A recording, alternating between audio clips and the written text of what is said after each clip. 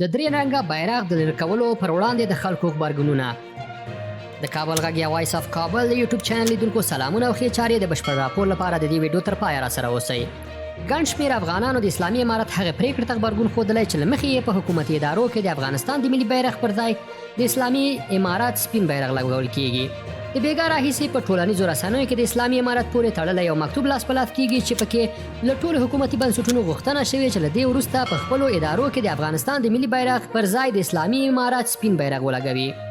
د اسلامي امارت د پرېکړې ته ګڼ شمېر افغانانو په ټولنیزو رسنیو کې تند غبرګونونه ښودلي دي. د ټولنیزو رسنیو افغان کارکونکي د اسلامي امارت پر دې کار نیوکه کړې او د اوسني حکومت له چارواکو یې غوښتي څو درې رنګه بیرغ د افغانستان د ملي بیرغ په توګه ومني. په همدې حال کې د مخکني حکومت د ننګرهار والي ضیاء الحق امرخېل په خپل فیسبوک پاڼه لیکلي چې حکومتونه باید خپل لومړیتوبونه وټاکي او له داسې کړنو د لاس واخلي چې د ولس او حکومت ترمنځ واټن رامنځته کوي. نوموړي ویلي حکومتونه باید لومړیتوبونه وټاکي. ټولې هغه کړنې چې له امله یې ملي وحدت زیانمنېږي او ولس پرې له حکومت سره واټن پیدا کوي باید ترې ډډه وشي.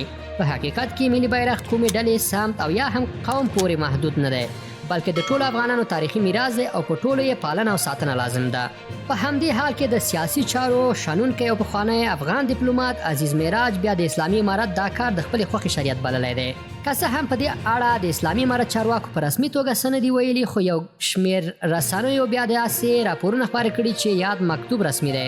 دغو رسنیو د افغانستان د ملي رادیو تلویزیون له مشر احمد الله وثیق له خولې راپور ورکوي چې د اسلامي امارت د مشرتابه مقام د دفتر له لوري خپور شوی مکتوب رسمي او د پلي کېدو وړ دی. له دې سره هممهاله د افغانستان د ملي رادیو تلویزیون د ټولنیزو رسنیو له لوګو نښان څخه د هېواد د ملي بیرغ رنګونه هم لرې شوي دي.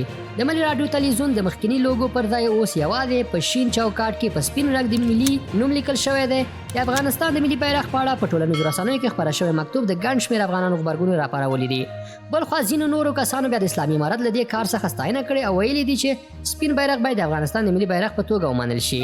دا په داسې حال کې ده چې څه موده وړاندې د خوست لپاره د اسلامي امارت والي یوې ویډیو کې د دې ولایت اوسېدونکو ته په ګواښونکې ژبه وایي که له خپلو کورونو او هټیو ملي بیرغ لرې نه کړئ نو بیا د ګیلې حق نه لرئ.